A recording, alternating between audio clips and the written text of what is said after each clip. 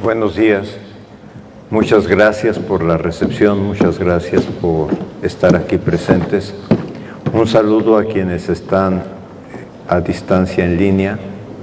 Me da mucho gusto poder compartir hoy en la mañana estas reflexiones con ustedes. Las he titulado La apropiación del plan de estudios en la resignificación de la práctica docente. Por una razón, porque no solamente se trata de que incorporemos el lenguaje que tiene el nuevo plan de estudios, que de alguna forma lo más problemático que tenemos cuando se realiza una reforma es que es muy fácil incorporar el lenguaje de la misma. Mucho más difícil es darle significado a esto que el plan de estudios trata de plantear, se pueda llevar a cabo. En el fondo, este plan de estudios es el primero en muchos años en el país que lo que busca no es solo reformar, sino transformar la concepción de educación tanto de los docentes como de los estudiantes, padres de familia, e incluso el gran reto es de la sociedad en su conjunto. Si nos pasa la siguiente,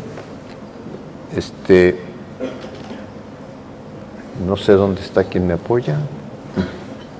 La siguiente, por favor. Los ejes del plan de estudios buscan transformar. Y en ese sentido, los temas más mencionados, o sea, si yo dijera, los han oído, los han utilizado, yo pienso que estos son temas que están de alguna manera en el centro de sus planteamientos. Autonomía profesional, integración del currículo a través de campos formativos y ejes integradores, no estoy diciendo nada que no hayan comentado, la asunción de una perspectiva didáctica, la recuperación de la didáctica, disciplina del docente, disciplina del, para y por el docente en su práctica, codiseño curricular y programa analítico. Voy a más adelante a enfatizar que el tema de codiseño es un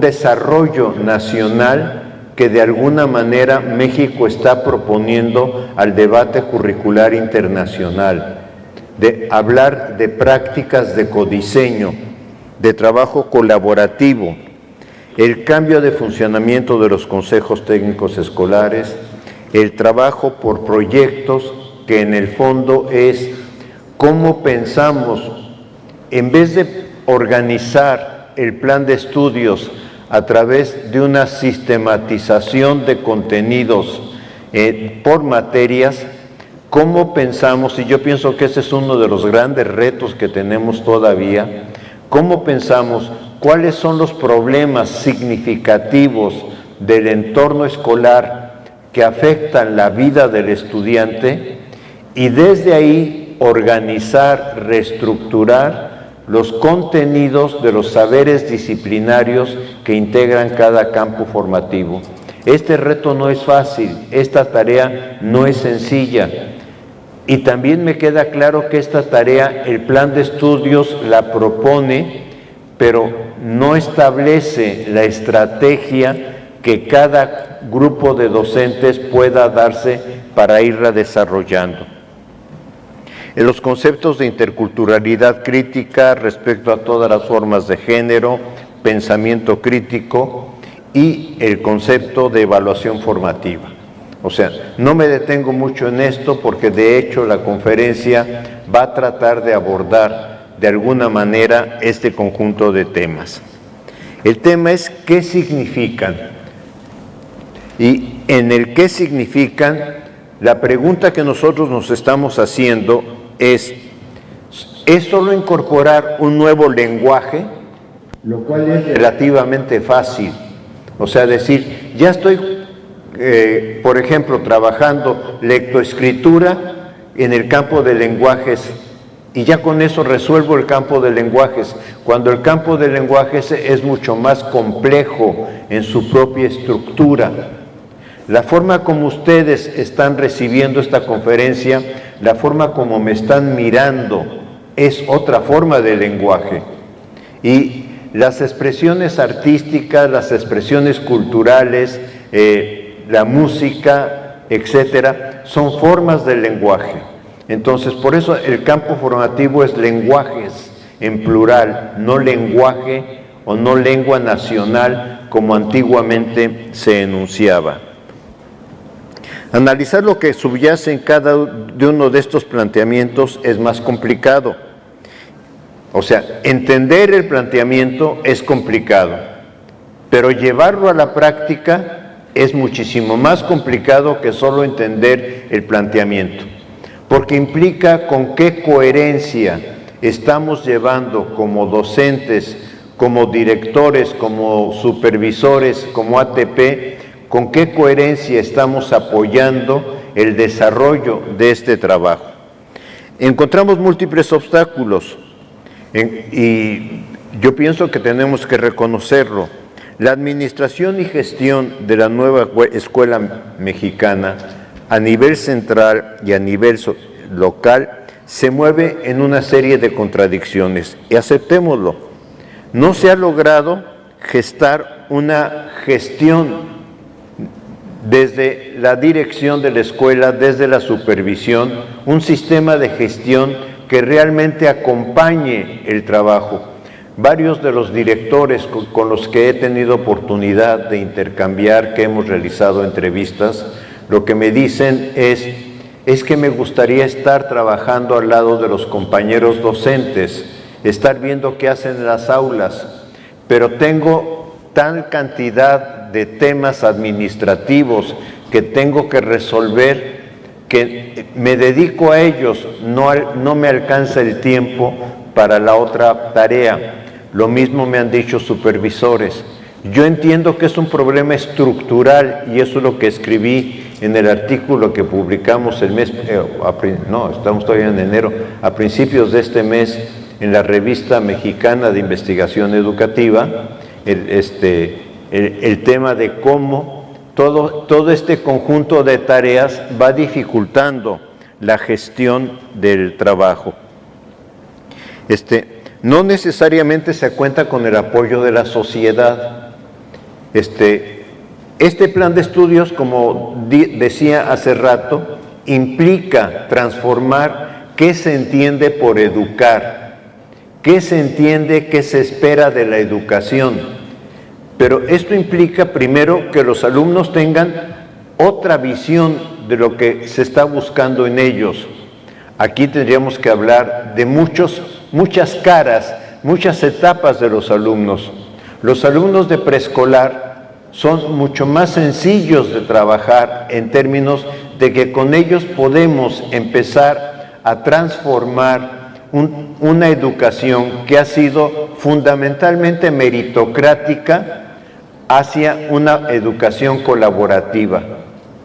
Reto más complejo tenemos en los últimos años, en la última fase de la educación primaria y las fases de educación secundaria. ¿Por qué? Porque los alumnos ya aprendieron a competir, porque los alumnos ya asumieron que en la escuela se va a sacar una calificación, no aprender, porque ya asumieron que el aprendizaje se logra y no que el aprendizaje es un proceso que permanentemente se está enriqueciendo en nuestra vida. Entonces, ¿cómo logramos en la cabecita de estos alumnos decir, a ver, no es el 10, no es el 8, no es el 6, es cómo vas desarrollando tu proceso? ¿Y cómo logramos transformar esto en la cabeza de los padres de familia? Que es mucho más complicado, porque el padre de familia, paradojalmente, no solo en México, este es un problema de todos los sistemas educativos. El padre de familia paradojalmente dice cuánto se sacó mi hijo, qué calificación obtuvo. Tanto se lo dice al estudiante como se lo dice al maestro. Y entonces el padre de familia confunde proceso de aprender con número. Si le decimos que el número es 10, el padre de familia está tranquilo. Pero si no le decimos un número alto, el padre de familia se empieza a inquietar. ¿Cómo hacemos que los padres de familia cambien su mentalidad y su demanda? Porque ellos son los que le exigen a la escuela, tiene que hacer esto. ¿Cómo hacemos para que el padre de familia cambie?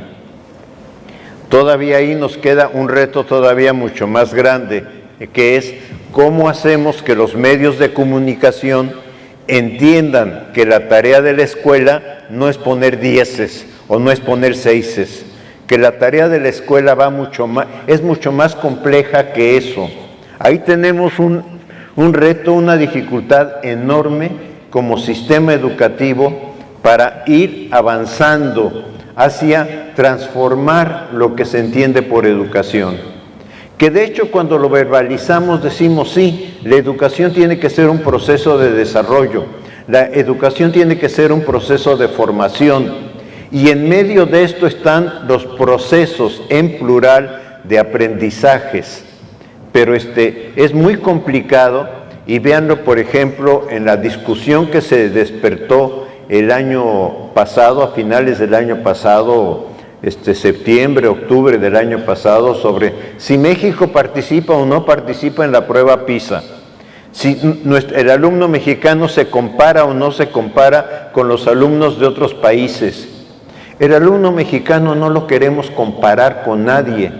Lo que queremos, lo que estamos buscando es que el alumno mexicano sea el que reflexiona sobre sus propios procesos de desarrollo y de aprendizaje de acuerdo a las diversidades de sus contextos. Entonces, es como estar en otro tipo de perspectiva educativa. Implica, por lo tanto, cambiar prácticas de gestión, de coordinación, de acompañamiento, de trabajo en el aula, todo ello mucho más complicado. Y en el aula significa romper tradiciones. O sea, piensen ustedes cuántos siglos lleva nuestro salón de clases prácticamente sin ninguna modificación. ¿Cuántos siglos lleva nuestro salón de clases nada más con un pizarrón al frente, con un escritorio del docente y luego con bancas en serie? Sí, en algunas escuelas se está logrando que se coloquen mesas y que los alumnos puedan empezar a trabajar en torno a mesas. Pero todavía nos cuesta trabajo concebir que el espacio del docente no es al frente del salón, que el espacio del docente es donde están trabajando los estudiantes. No va a ser fácil porque esto es costoso, me queda claro. Pero también implica una conceptualización. Yo trabajo en la facultad, algunos me dicen, no tienes tierra. Yo no he dejado mi clase de licenciatura porque yo quiero seguir teniendo tierra. Y me tocan aulas donde están las bancas y les tengo que decir a los alumnos, vamos a mover las bancas, vamos a poder colocarnos cara a cara para poder discutir. Porque el aprendizaje se da con el otro, no se da por lo que yo estoy haciendo aquí, que es un acto mucho más, digamos, vertical. Estoy de alguna forma solamente estableciendo una comunicación de este tipo con ustedes y no es lo mejor para un salón de clases. En los retos para la transformación, uno de los primeros temas que tenemos es cómo asumir la autonomía profesional del docente. Y estamos hablando de autonomía profesional. En varias conferencias lo he dicho, el tema que más dificultades nos causó como grupo que formuló el plan de estudios con los abogados de la Secretaría de Educación Pública fue defender la palabra autonomía profesional. Daba hasta coraje que el abogado dijera, ustedes quieren que el docente haga lo que se le da la gana. Y yo lo que me preguntaba es, a ver, usted, señor abogado que interpreta la legislación educativa, ¿hace lo que se le da la gana? o trabaja en función de lo que la legislación dice y en función de eso está argumentándonos. Entonces, si usted está ejerciendo su derecho profesional, que es correcto, deje que el docente ejerza su derecho profesional en la autonomía que implica. Por eso coloqué este libro, porque a mí me parece que este libro, los dos primeros capítulos de este libro, de este autor, Maurice Tardif, Los saberes docentes, ahí no aparece el título del libro, lo que plantea es que el docente es un profesional, que históricamente lo que hemos hecho es reducir al docente a un técnico profesional, no a un profesional. Cuando uno va con el médico, va con la perspectiva de que es un profesional, yo le puedo plantear una serie de síntomas que tengo y él puede interpretarlos por los conocimientos que tiene.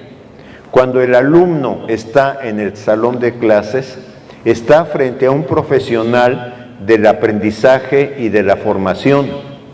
Y este profesional, así como el médico dice, yo soy responsable de lo que le estoy estableciendo como algo para su salud, así el docente debemos de sentirnos responsables de los aprendizajes y de la formación de nuestros estudiantes. Ya en este sentido, me parece que seguir exigiendo planificaciones a principio de la semana no tiene mucho sentido. Lo que tendríamos que hacer es cómo colaboramos para resignificar el concepto de planeación que tenemos en el trabajo docente. Incluso desde el centro se le indica al docente y se utiliza la expresión capacitar. Perdón que utilice muchos ejemplos médicos, pero cuando yo incluso recientemente estuve en un hospital, yo veía una invitación para que los médicos asistieran a programas de desarrollo profesional en sus especialidades. Y decían, aquí si usted quiere inscribirse en estas especialidades, puede participar. Este es el código del Seguro Social donde lo puede hacer. No hablan de capacitarlos. Se les capacita a los trabajadores técnicos. Los docentes tenemos y necesitamos programas de formación continua, de formación permanente, aunque pienso que somos los primeros que tenemos que atender nuestra formación nosotros. ¿Por qué me gusta el autor Maurice Tardif en este libro de Los saberes docentes? Porque me parece que es un autor que con claridad establece 5 saberes profesionales. Y yo pienso que por aquí puede venir la defensa de lo que es nuestra profesión. Tenemos saberes profesionales específicos de nuestra formación. Tenemos saberes disciplinares, o sea, de alguna manera nos enseñaron temas relativos a las matemáticas, a las ciencias, a la historia, etc. Tenemos saberes curriculares, que no es lo mismo, porque ya los saberes curriculares es el plan de estudios en la fase 3, en la fase 2, en la fase 4, en la fase 5, qué características tiene. Entonces ya es cómo nos vamos apropiando de lo que el currículo nos va demandando. Tenemos saberes pedagógico-didácticos. Ojo, esto es muy importante, porque fíjense que en la historia de la formación docente mexicana, reemplazamos la didáctica por aprendizajes psicológicos, por constructivismo, por socioconstructivismo. No digo que no debamos aprenderlos, ojo, no digo que no debamos aprenderlos, pero los saberes específicos de nuestra profesión son los que tienen que ver con la dimensión pedagógica y con la dimensión didáctica. Este plan de estudios recupera lo que de alguna forma se fue perdiendo, Yo lo he estado revisando, no alcancé a hacer el trabajo, pero lo he estado revisando hasta el plan de estudios de 1974 de formación en la escuela normal, donde todavía se hablaba de pedagogía y se hablaba de didáctica, y cómo después fueron desapareciendo estos saberes y apareciendo otros saberes. Algunos pueden decir, pero enseñar a planear, a ver, planear es parte de la tarea didáctica, pero no es la didáctica. O sea, este es un poco el conflicto que estamos teniendo en los procesos de formación. Y lo último, antes de pasar, lo último que a mí me parece lo más relevante que he encontrado en este autor, y por eso me tardo mucho en él, el profesor Maurice Tardif, que además tuvo muchas experiencias en universidades brasileñas. O sea, a mí me parece muy interesante eso, un profesor canadiense, pero que tenía muchas experiencias, que pasaba años trabajando en Brasil, en universidades brasileñas, porque retomó un sentir latinoamericano de esta problemática, de nuestra problemática docente. Y él dice, los docentes fundamentalmente también tenemos saberes experienciales. Nuestra experiencia cotidiana, el que algo nos funcione con los estudiantes, el que algo nos diga, hoy no pude trabajar con este grupo de alumnos, hoy algo pasó, el que nos salte un problema en la clase que nunca habíamos pensado. Un docente me platicaba en estos días, 2 alumnos se dieron a golpes en la escuela, interesante, en el salón de clase, interesante, dice, es que en toda mi vida docente nunca me había tocado que 2 estudiantes empezaran a golpearse. Bueno, pero es una experiencia que me lleva a ver cómo en ese momento tomo una decisión, correcta o incorrecta, no importa, pero tomo una decisión y luego me lleva a reflexionar, a ver qué fue pasando, qué situaciones se fueron dando, que fueron llevando a que estos estudiantes en un momento se desbordaran en su manera de vincularse o de sus sentimientos hacia el otro. Eso lo tendrá que él reflexionar, analizar, pero lo más importante de esto es, a los docentes siempre nos acontecen en el aula situaciones inesperadas, situaciones que no habíamos ni siquiera pensado y que ahí están y que de eso vamos aprendiendo también. Y esa experiencia nadie nos la quita. Esa experiencia en el fondo es lo que para este autor lleva a que el docente dice, el docente en su práctica cotidiana, ya hablando de lo que hacemos en nuestra práctica todos los días, dice, no resuelve los problemas en función de esta perspectiva teórica, resuelve los problemas de acuerdo a la situación que se le enfrenta, de acuerdo a la situación de ese momento. Tenemos que tomar las decisiones en fracciones de segundo y decir, así no, o vamos a hacer esto, o esta estrategia no ha funcionado, vamos a hacer aquello, etcétera. La verdad es que en algún momento yo escribí que los docentes trabajamos en el aula con algo que denominé ansiedad creadora. Y el concepto lo saqué de mi propia vivencia. ¿En qué sentido? Que yo decía, preparé la clase, armé estrategias de tal forma, pero no están funcionando. Y internamente uno se dice, ¿y entonces qué hago? ¿Y entonces por dónde reoriento el trabajo? Y ese momento de ansiedad donde uno de repente se le ocurre, y voy a utilizar esa palabra, porque esta ocurrencia tiene que ver con la experiencia y con toda la formación, se le ocurre, ¿y por qué no hacemos esto? Y entonces uno toma la decisión correcta o incorrecta, pero toma la decisión de reorientar el trabajo con los estudiantes. Ahora sí, por favor. Creo que ya mi tableta no me dio facilidad, así que me voy a parar tantito. Alguna dificultad tuvo su conectividad. La autonomía profesional, en el fondo, lo que significa es que como profesionales de la educación vayamos asumiendo nuestra responsabilidad de tomar decisiones. Esto es, que frente a los estudiantes nosotros vayamos diciendo, a ver, yo tomé esta decisión y yo tengo que dar la cara ante mí mismo de por qué tomé esta decisión. Esta decisión puede haber sido correcta o puede haber sido no la más afortunada, pero esta decisión me lleva siempre a replantear cuál es mi tarea y cuál es mi función docente.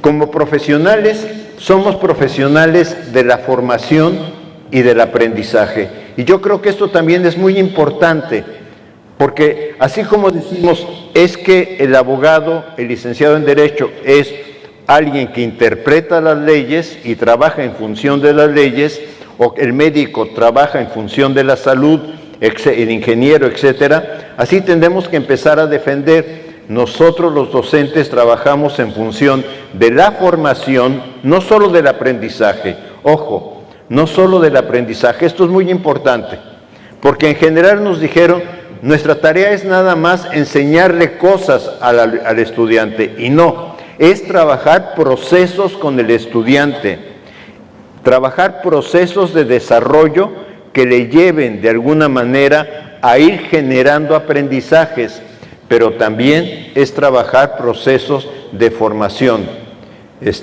No alcanzo a leer la última, me la voy a saltar. Discúlpenme, yo pensé que aquí iba a poder tener todo tranquilo. La siguiente, por favor. Entonces, lo que estamos buscando en el plan de estudios es asumir el colectivo docente. Esto es, frente a la docencia histórica individual, que es un poco el tema con el que nos educaron, con el que nos formaron, o sea, usted entra al salón de clases, cierra la puerta y usted en el salón de clases ya decide lo que se hace. Frente a esa docencia individual, lo que plantea el plan de estudios es, yo trabajo con el colectivo. La escuela es un colectivo, no son mis alumnos, son alumnos que están en la escuela y todos los docentes somos responsables de estos alumnos. Ciertamente a mí me están confiando la responsabilidad de un grado en especial o de, en el caso de secundaria, de una materia en un campo formativo, pero yo soy docente que trabaja en un colectivo, de manera que el problema que aparentemente tiene el desempeño de un o una estudiante es un problema que tenemos en el colectivo. Y en el colectivo tenemos que ver cómo trabajamos con eso o esos estudiantes que van presentando este tipo de problema. Asumir que lo que acontece en la escuela es una responsabilidad de todos. Desarrollar capacidad de discusión académica.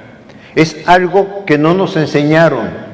La sociedad mexicana carece de este elemento, que es un poco la discusión académica. Yo puedo no estar de acuerdo contigo, puedo totalmente no estar de acuerdo con lo que dicen. Ustedes no pueden estar de acuerdo con lo que yo estoy diciendo, pero tienen su derecho a decirlo. Y entonces, a veces nos confundimos y si el otro no acepta lo que yo estoy diciendo, entonces hay enemistad. Y no, sencillamente tenemos una posición diferente. Argumentemos nuestra posición. Yo pienso que ese es el espacio que se busca en el Consejo Técnico Escolar, argumentar posiciones para ver en qué puntos podemos coincidir para corresponsabilizarnos del trabajo que realizamos. Por eso la escuela requiere nuestro compromiso y por eso el Consejo Técnico, y no solo el Consejo Técnico, yo pienso que la vida de la escuela es también la posibilidad de intercambiar nuestras experiencias docentes. O sea, de podernos decir, mira, hoy trabajé este proyecto o hoy trabajé de esta forma con los estudiantes y me siento contento porque creo que funcionó muy bien. O decirlo al revés, estoy muy preocupado con este grupo porque le busco por A, le busco por B, le busco por C y no encuentro cómo hacerle. Porque quizá el otro me pueda dar una pista de dije el otro, puede ser el otro o la otra, me pueda dar una pista sobre, es que si no te has fijado en esto, es que si enfatizaras esto, y aunque no exactamente yo tenga que hacer eso, sino me ayuda a reflexionar sobre por dónde puedo encontrar una estrategia de lo que voy a hacer. En este sentido, el Consejo Técnico necesita que lo asumamos como un espacio colegiado. O sea, a mí me parece que lo más importante del Consejo Técnico no son ni los insumos ni las tareas que nos colocan. Lo más importante es que nos asumamos que estamos unos con otros para analizar algunas situaciones que nos ayuden a entender lo que pasa en nuestra escuela y sobre todo a tomar decisiones que nos permitan mejorarla. Entonces, es en el Consejo Técnico donde podemos hacer realidad otra dimensión de la integración curricular de la nueva escuela mexicana, porque en el Consejo Técnico podemos hacer una pertinencia de lo colectivo a partir de reconocernos como responsables de una tarea común, la formación de los estudiantes, a partir del análisis de los momentos diferentes de la vida escolar. Por eso es importante que el Consejo Técnico sea un consejo vivo, porque el Consejo Técnico de enero no necesariamente va a ser el Consejo Técnico de mayo, o no necesariamente el Consejo Técnico que viene ya mañana, creo que es, ¿no? O pasado mañana, o sea, no el Consejo Técnico que viene ya, no es el de agosto tampoco, con el que se inició el curso. El Consejo Técnico tiene que de alguna manera poder palpar, si se permitiera, la vida de cada momento escolar y palparlo no para hacer un escrito, porque yo creo que esta es la otra cuestión, no tiene que terminar en un producto. Si estamos diciendo que el aprendizaje de los estudiantes es un proceso de desarrollo, tendríamos que decir que el Consejo Técnico es un proceso vinculado a la vida y dinámica y cada momento de la escuela. Ahí es donde podemos analizar sus problemas, su dinámica social, las formas de convivencia, la formación de los estudiantes que estamos realizando, nuestras experiencias pedagógicas. Es una forma para articular diversas situaciones del Plan de Estudios 2022. Partimos de una concepción diferente del Plan de Estudios. Otra vez mi tableta sigue fallando, así es que discúlpenme que me pare. No lo tenía previsto tan complicado para mí, pero ¿qué quiero decir con una concepción diferente del Plan de Estudios? Concebido como un currículo vivo, este es un tema fundamental. O sea, en general, los proyectos curriculares a los que estamos acostumbrados, el Plan de Estudios 2011, el Plan de Estudios 2018, esto dice el Plan de Estudios y esto es lo que tengo que hacer. O sea, lo que tengo que hacer es esto que dice. Y este Plan de Estudios no dice lo que tienes que hacer. Este Plan de Estudios da una orientación, cumple con una función de la autoridad educativa, que es hacer una propuesta de formación, cumple con esa función, pero dice, es que esta función, si no es completada, si no es adecuada, si no es reconstruida, no significa volver a hacer el plan de estudios, significa discutir qué pretende el programa sintético y proceso de desarrollo de aprendizaje, qué pretende y qué realidad, qué problema, qué situaciones tengo en la escuela.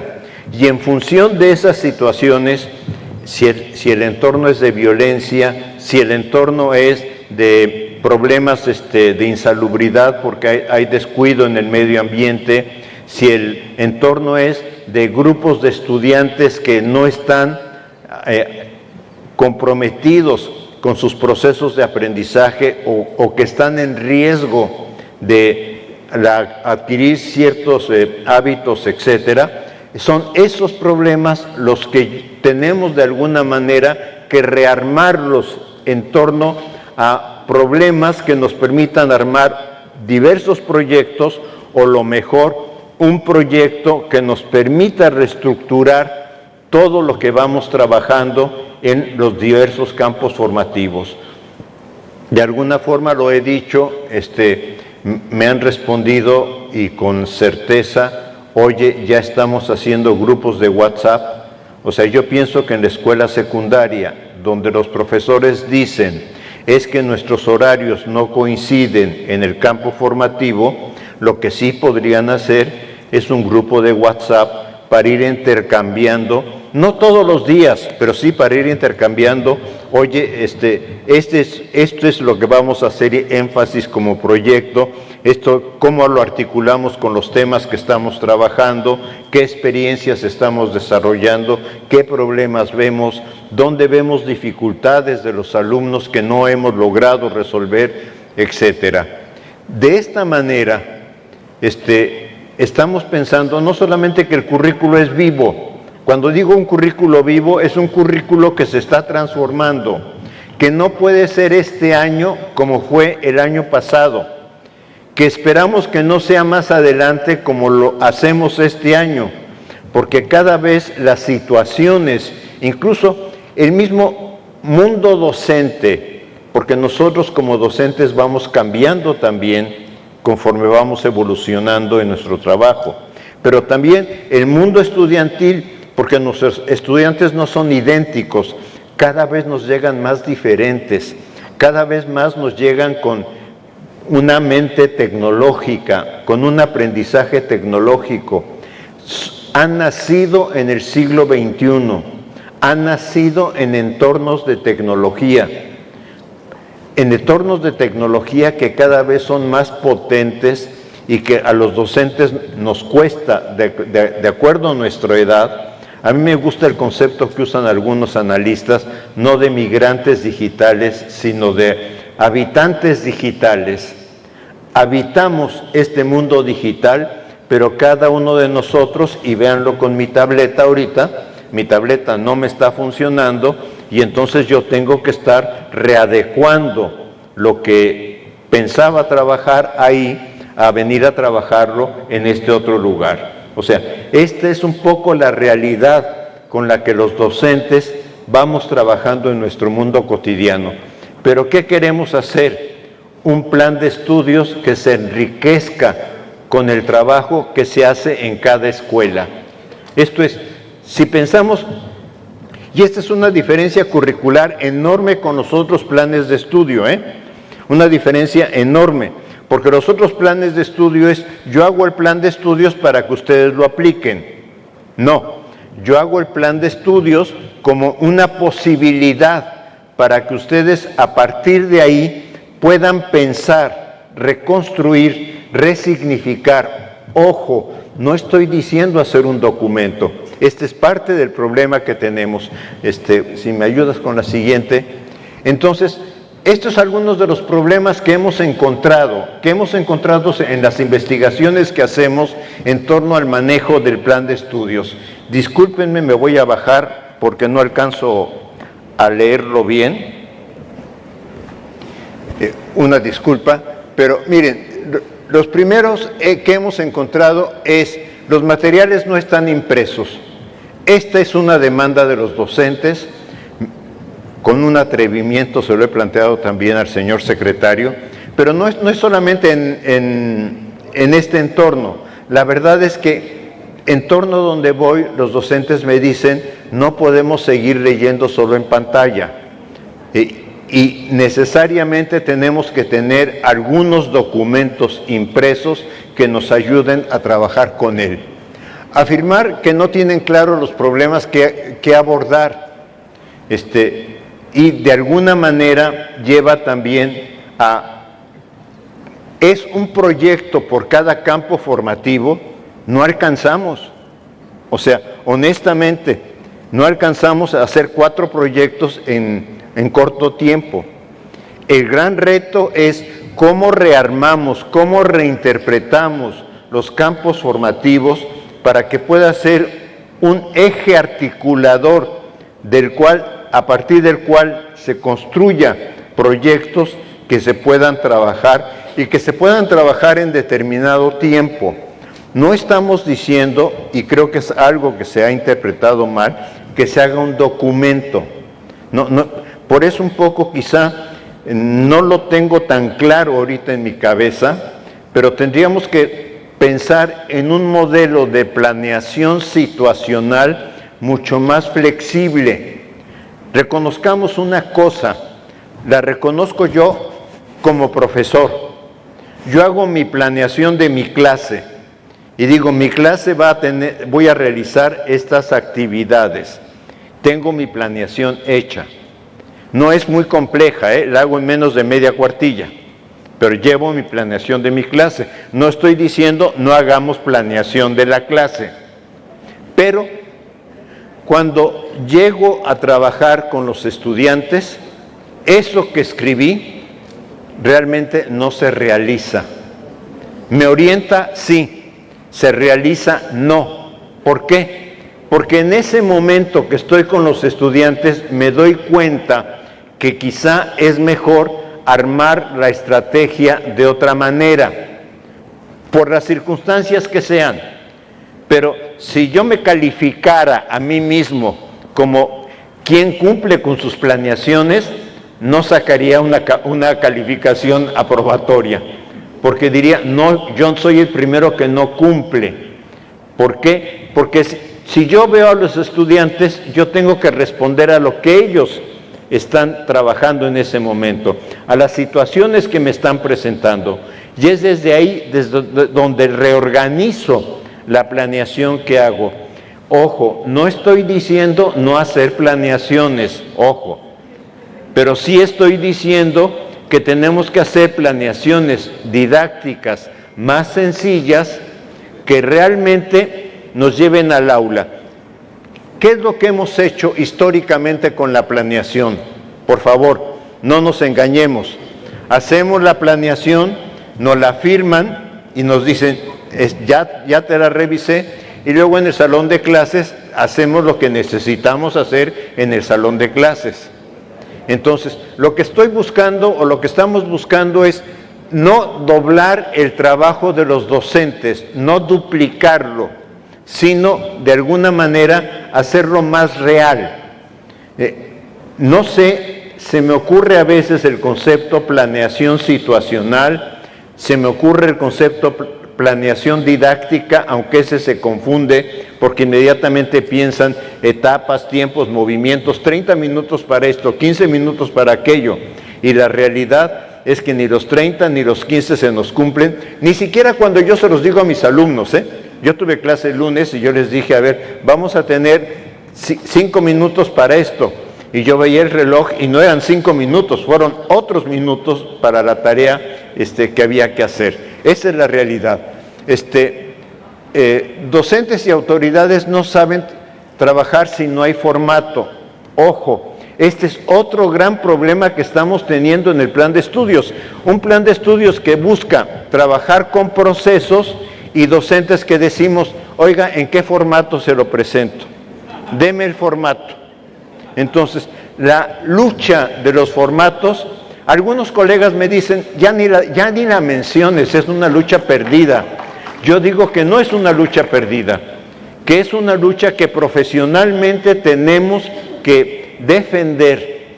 Imagínense esta situación, que un jefe de servicios médicos en el Seguro Social se parara en la puerta del quirófano y le dijera al médico, ¿trae la planeación de la cirugía? porque si no trae la planeación de la cirugía no pasa a quirófano. O sea, el médico diría, discúlpeme, cada cirugía se hace sí en función de ciertos principios, pero en función también de una realidad concreta que es lo que está pasando con esta persona. No es un abstracto. Obviamente hay elementos globales en una cirugía. Yo diría que hay elementos globales en una planeación.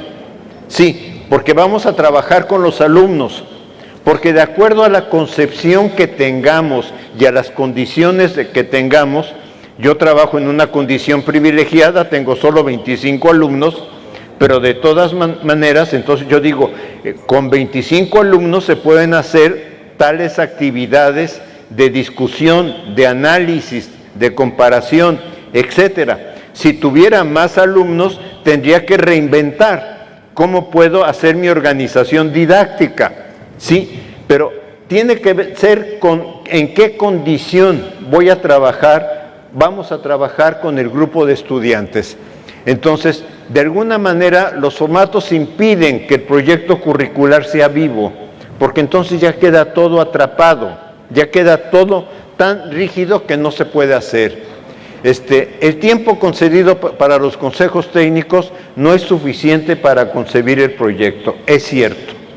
O sea, el tiempo de reunión del consejo técnico no alcanza para realizar todas las tareas que de repente nos imaginamos cuando les presentamos los insumos y las tareas que se proponen como orientaciones para el consejo técnico. Pero ojo, son orientaciones, no son acciones estipuladas.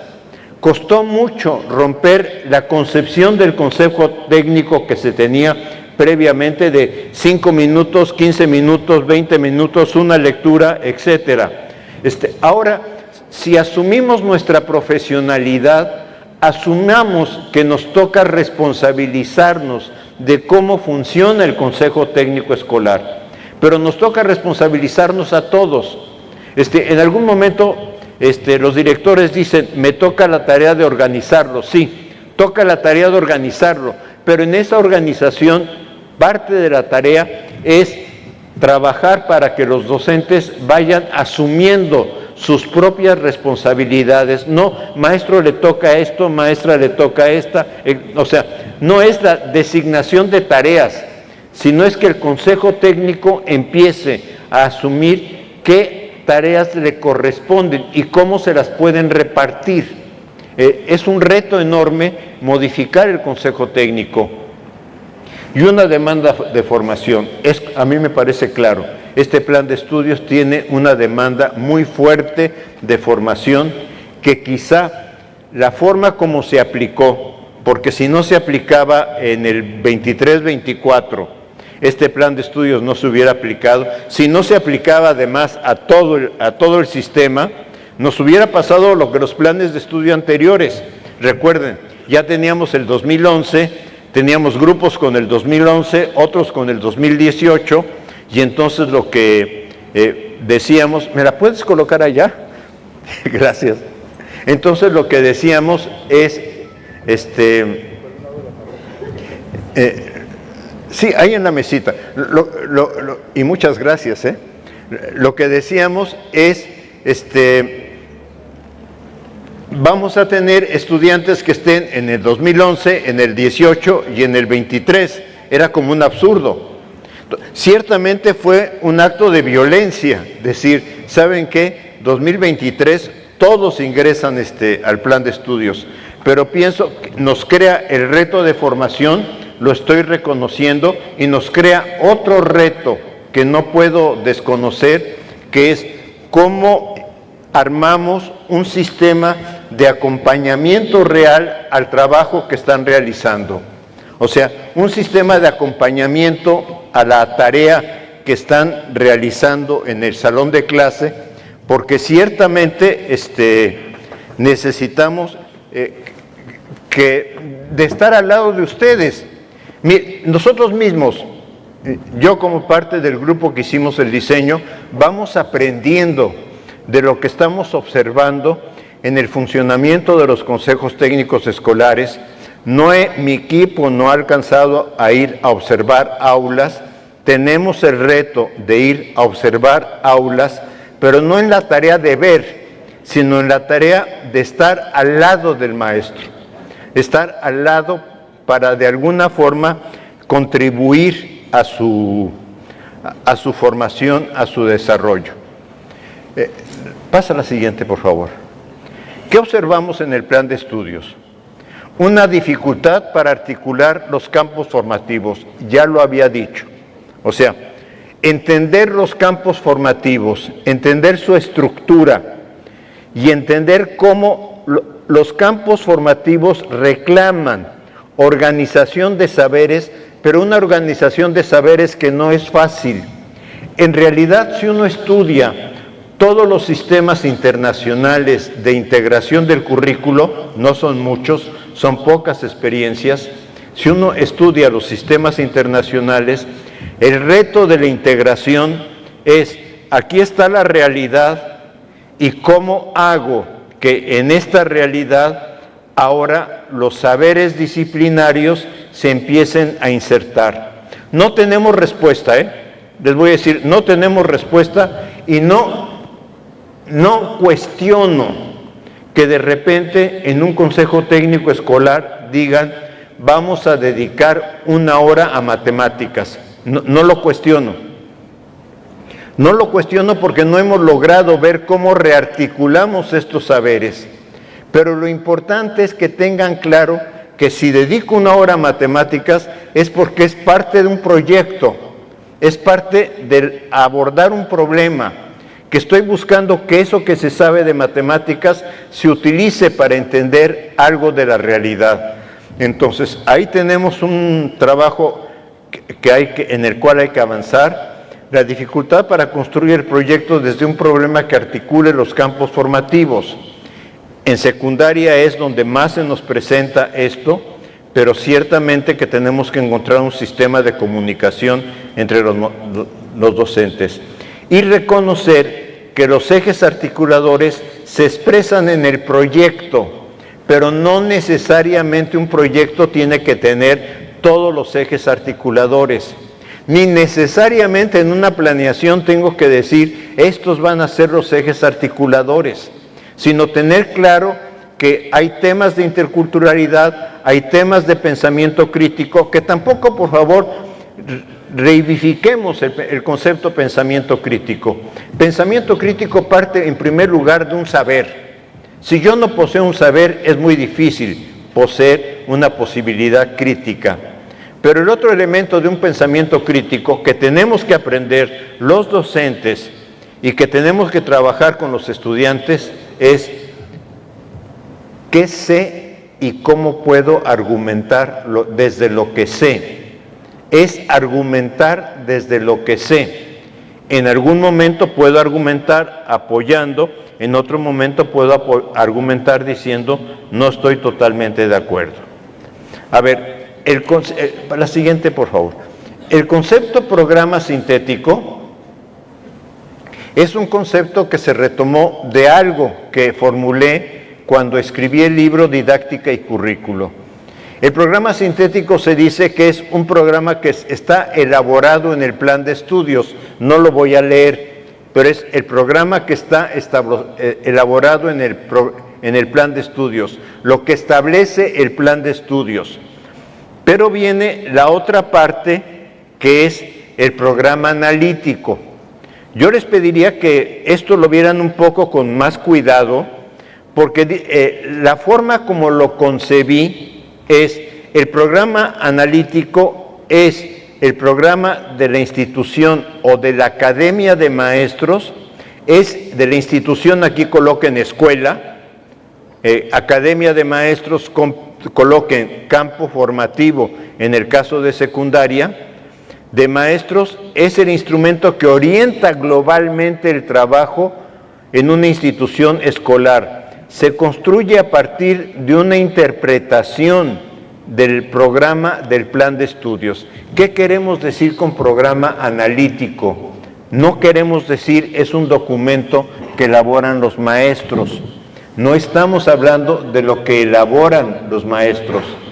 Estamos hablando de la interpretación colectiva que se hace de lo que exige el plan de estudios, de manera que desde ahí el maestro pueda derivar su planeación didáctica. En las entrevistas que hemos realizado me ha parecido a veces cosas tan ingenuas, tan ingenuamente interesantes, que un maestro de secundaria en la entrevista me dice: no, mire, yo sí participo en el Consejo Técnico Escolar, doy mis puntos de vista, colaboro y me integro al Consejo Técnico Escolar. Así. Pero cuando llego al salón de clases, saco mi planeación antigua y con esa sigo trabajando. O sea, no se trata solo de participar en el Consejo Técnico Escolar, eso es lo que quiero decir. Es que la acción que tomamos en el Consejo Técnico Escolar oriente esa interpretación que vamos a llevar al aula. La siguiente, por favor. Aquí es donde empieza el tema del codiseño curricular, que yo les decía, esto realmente no está muy formulado. Solamente en el libro que escribimos en el ISUE sobre la educación en un sexenio, en el capítulo que escribimos con Ana Laura Gallardo de reformas curriculares, ahí Ana Laura se extendió mucho más ya en ir abriendo los temas que implica el codiseño curricular. El codiseño curricular no está entendido, no está concebido como que tienen que hacer otra vez el plan de estudios. Tienen que partir del análisis del contexto de la escuela, de los temas significativos para la comunidad y de cómo se ajusta esto con contenidos nacionales, cómo se ajusta con lo local, con la inclusión de nuevos temas, con el proyecto. ¿Qué dificultades hemos observado para el codiseño?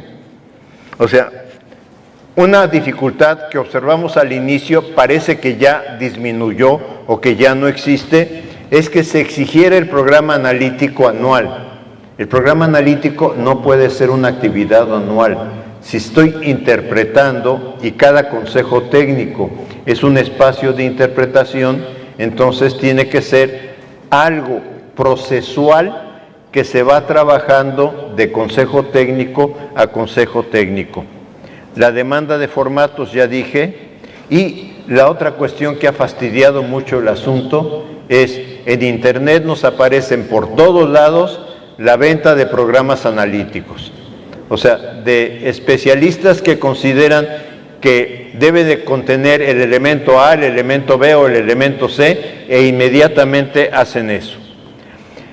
Hay una dificultad para analizar el contexto, la comunidad y estructurar el problema que sea la base para el consejo técnico. El programa analítico, y en eso queremos enfatizar, no es un documento, es un proceso de interpretación. O sea, un proceso que se realiza en el Consejo Técnico Escolar. El Consejo Técnico Escolar probablemente pueda reportar una cuartilla, 2 cuartillas de la interpretación que está haciendo en ese momento del programa analítico. No estamos pensando en otra cosa mucho más extensa. Rasgos amplios la siguiente, rasgos amplios del codiseño. La siguiente, por favor. Creo que no me la... Esa, sí. Como ven el nombre de abajo, se lo reconozco a Ana Laura Gallardo, porque Ana Laura Gallardo es la que me ayudó a elaborar esta lámina. El concepto de codiseño curricular, que en realidad se lo debemos a ella, es parte de la noción de un currículum como proyecto político educativo. Esto es, todo modelo educativo responde a una acción política, no hay forma que no lo sea. O sea, los proyectos educativos de lo que de repente llamaron neoliberalismo eran proyectos que tenían no solamente una función de calidad de la educación, sino también respondían a una visión política, que era que el sistema educativo mexicano se articulara con lo que plantea el Banco Mundial, con lo que plantea la OCDE, etcétera. Hoy el proyecto político educativo mexicano es reconocer la diversidad cultural que tiene este país, la diversidad socioeconómica que hay en el país y por lo tanto las distintas condiciones de trabajo que tenemos los maestros. Se asume en una lógica que representa una tensión nacional local o nacional universal. Sí, o sea, ¿cómo logramos resolver que en una situación local también el estudiante empiece a abordar que esto local también se expresa a nivel global? Tomemos, es que en la comunidad no hay un cuidado al ambiente o no hay un cuidado a las plantas, no hay un cuidado a lo verde, etcétera. Bueno, esto puede ser un problema de la comunidad, pero es un problema también global. Es un problema que nos está ocasionando el cambio climático. Entonces, ¿cómo hacemos esas articulaciones, estos sistemas de tensión? Podemos hablar de violencia. Sí, hay violencia en el entorno, puede haber violencia en una comunidad, pero esta violencia también está unada a una violencia internacional, que hoy cada vez vemos mucho más fuerte. La guerra Israel-Palestina, la guerra Rusia-Ucrania, etcétera, no son nada más algunos pequeños ejemplos, pero podríamos tomar una multiplicidad de conflictos que hay en África o los mismos conflictos que va habiendo en América Latina. O sea, esto de lo local y lo global es un tema que lo podemos encontrar con creatividad, cómo irlo armando, ¿de acuerdo a qué? Al tipo, a la fase en la que están nuestros estudiantes, a la etapa donde están nuestros estudiantes. Concibe los contenidos como una decisión académico-política para incluir cuestiones de adaptación de contenidos de acuerdo al contexto. Considera que la visión busca democratizar el currículum. Esto me parece fundamental. Probablemente seamos de los pocos currículum nacionales que se basa en un concepto de democratización. Esto es, que no sea el Estado Nacional el que diga van a hacer esto, sino que haya un proceso también de abajo, de los que están viviendo con los alumnos, de los que están viviendo las situaciones concretas de la escuela. Este concepto se llama deliberación del currículo y buscamos que los docentes sean los que estén deliberando. Y eso concluye con algo que dije al principio, entonces así concebimos el currículum como algo vivo, no como algo estático, no como algo que ya quedó así inmutable para siempre. Entonces es algo que incluso en la concepción de quienes participamos en el diseño, cada cierto tiempo se necesita retroalimentar con lo que pasa en las escuelas a partir de la voz de los docentes. O sea, este es un poco como la concepción que hay en este proyecto o en este trabajo curricular. La siguiente, por favor.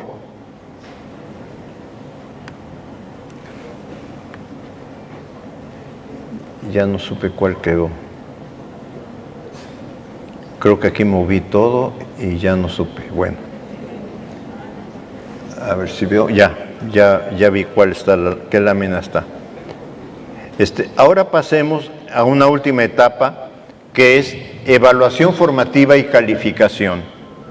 Aquí coloqué unos libros, unos alumnos de primero de primaria, porque me pareció sensacional la fotografía. Me pareció sensacional. Es una fotografía de una escuela primaria, pero los alumnos presentando, digamos, la cartulina que refleja el resultado de su proyecto. No hay una forma de medir el aprendizaje. Quizá este es uno de los temas que la psicología educativa nos fue imponiendo a lo largo del siglo XX. El aprendizaje se mide y por lo tanto si se mide yo puedo decir que un número refleja eso que medí.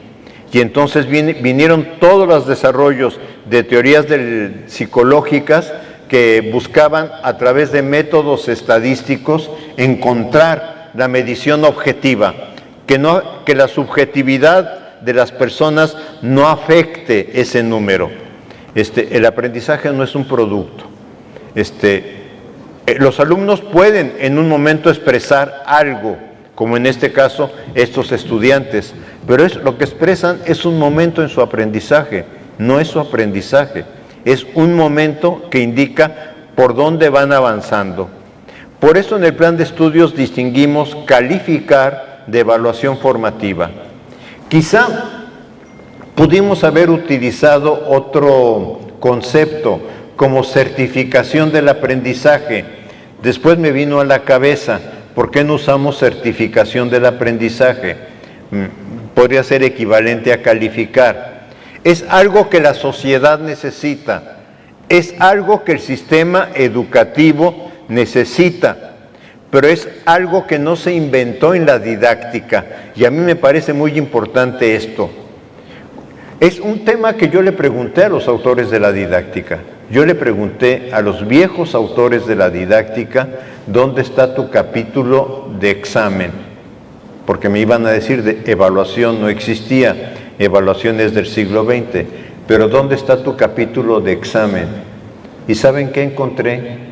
Comenio, Pestalozzi, Rousseau, de Corrí, Clapared, Freinet, Montessori, no tienen ningún capítulo en sus planteamientos que hable de examen.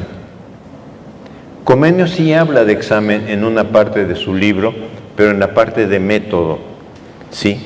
Entonces, la evaluación formativa se refiere, entonces la calificación se refiere a entregables objetivados, como un examen, trabajos en los cuadernos, tareas, reportes escritos o de laboratorio, etc.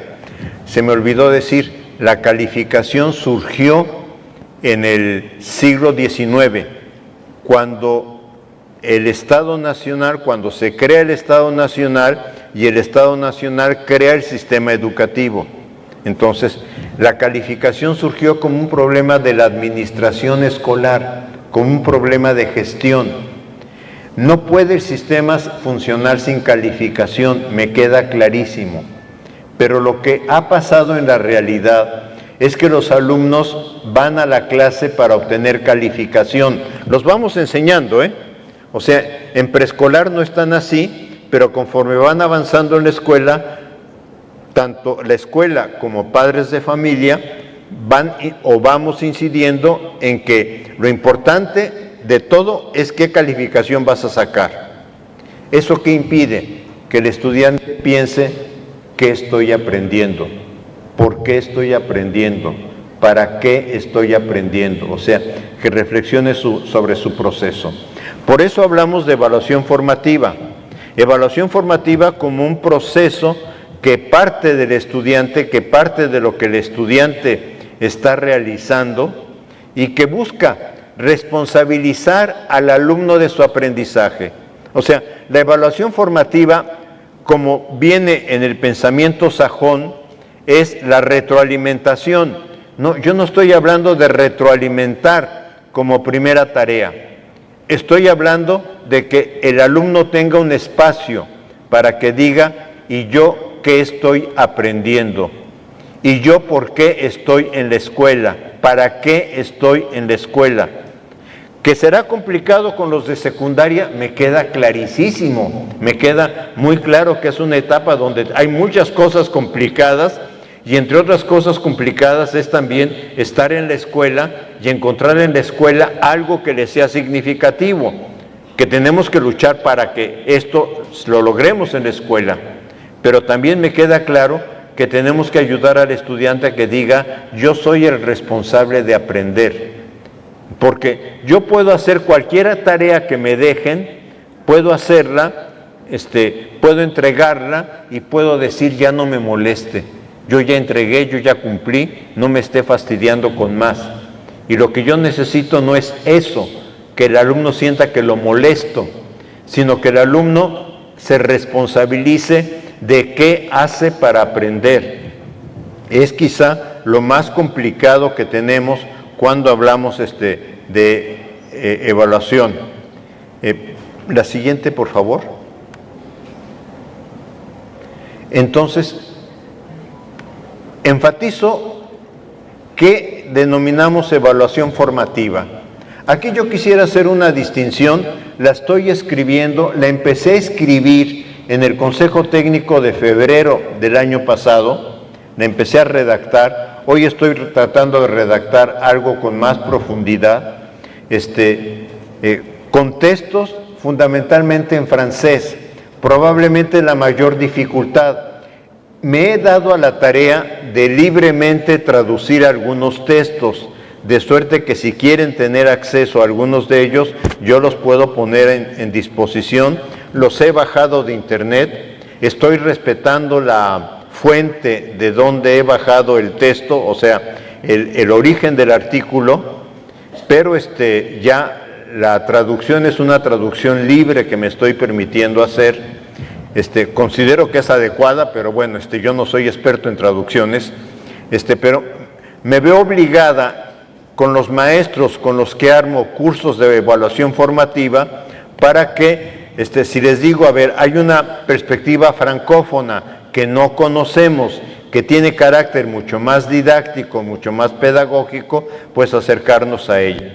Este fue el primer autor con el que me acerqué para el trabajo de evaluación formativa de Scallon, y sobre eso, bueno, ya ahorita ya tengo como una literatura mucho más amplia.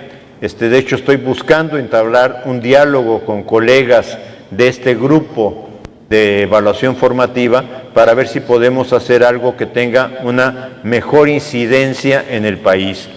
Pero, según este autor, Scallon, demanda compromiso y responsabilidad del estudiante para una reflexión individual y colectiva sobre su desarrollo, avances y retos.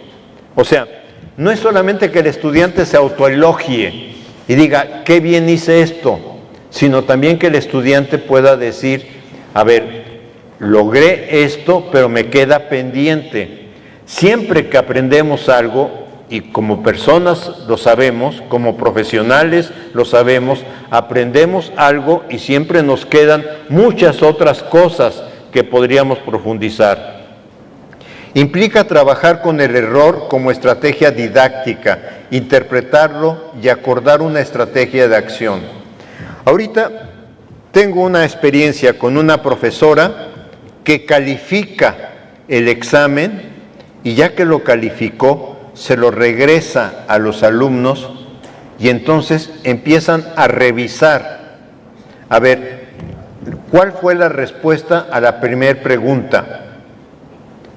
Los que no pudieron responder, ¿qué les pasó? ¿Qué no lograron entender? ¿Qué no lograron comprender? ¿Qué no lograron trabajar? O sea, el error también lo puede convertir en un momento de aprendizaje.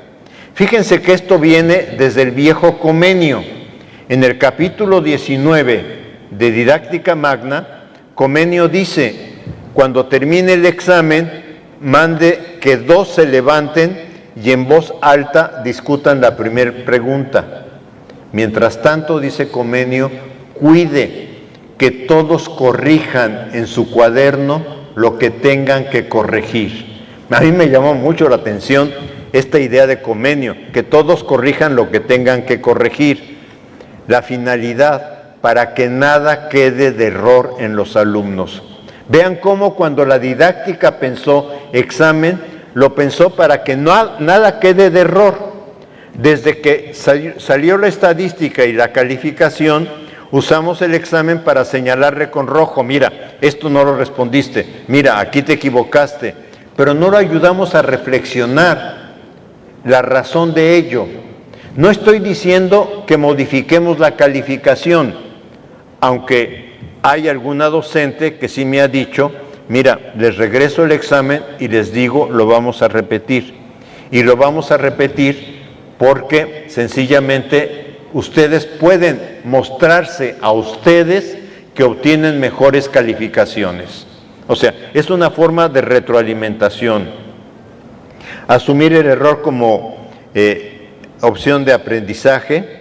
Algo que dice Scallon es, por favor, no formalice la evaluación formativa. Porque si usted dice, vamos a hacer la evaluación formativa, automáticamente, o si usted le pide al maestro, repórteme cómo hizo la evaluación formativa, automáticamente la cancela.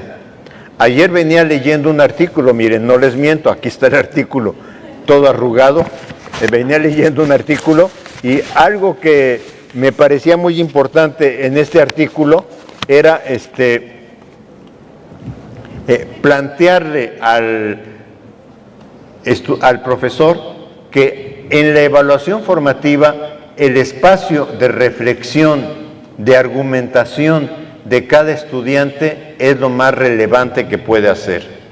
Perrenú afirma que el intento de sistematizar la evaluación formativa inhibe su realización. La siguiente, por favor.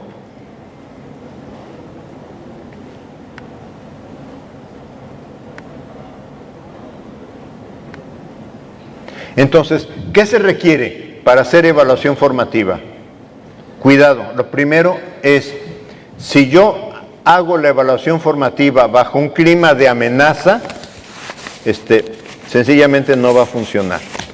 Algo que leía ayer, y fue donde me distraje cuando saqué esto, es que este par de autores dice, es que la evaluación formativa finalmente está ligada a la forma de enseñar, al momento de la actividad de aprendizaje. O sea, si yo quiero corregir el error, el momento de corregir el error es cuando se está aprendiendo. No tengo que esperarme siempre hasta el final. Puedo ir colaborando, señalando el error, para que el estudiante vaya reflexionando sobre lo que está haciendo. La autora dice en este caso, es que es muy difícil diferenciar evaluación formativa en esta perspectiva y trabajo en el aula en esta perspectiva, porque ambos están imbricados, es la expresión que utiliza. Se requiere que el grupo colabore, o sea, para hacer la evaluación formativa se requiere que un grupo colabore, que diga, sí, lo asumimos. Su realización requiere entusiasmo, es un tema que le importa mucho a Scallon. O sea, si no hay entusiasmo, si no decimos, a ver, pero estamos logrando esto, pero ¿qué nos está faltando? ¿Qué podemos hacer más? ¿Dónde nos podemos esforzar más? ¿Dónde tenemos que regresar porque no hemos fortalecido suficiente? Y lo que se plantea es que todo lo que se dice, las caras, las actitudes, los silencios, son síntomas que es necesario identificar. No hay un informe de evaluación formativa, sino la evaluación formativa sencillamente se realiza y una vez que se realiza, se puede llevar a la práctica. Finalmente, y con esto terminaría, colegas, el plan de estudios es un proyecto concebido en procesos. Es muy importante esto. El plan de estudios no lo vivan como algo fijo, vívanlo como procesos que vamos haciendo, donde algunos están saliendo de manera interesante y otros nos están creando dificultades y otros sencillamente no hemos logrado armarlos. Y sí significa recuperar en nuestra tarea, en nuestro trabajo, la dimensión pedagógico-didáctica de lo que estamos haciendo. Les ofrezco una disculpa por todos los inconvenientes tecnológicos que tuve, pero también les digo, no es la primera vez que me pasa y no es lo que, digamos, los docentes no nos pase. Estamos acostumbrados a que siempre tenemos imprevistos y bueno, me ayudaron a resolverlo de esta manera, pero ya habiéndome bajado también había encontrado otra forma de resolverlo. Muchas gracias por su atención, muchas gracias por estar aquí.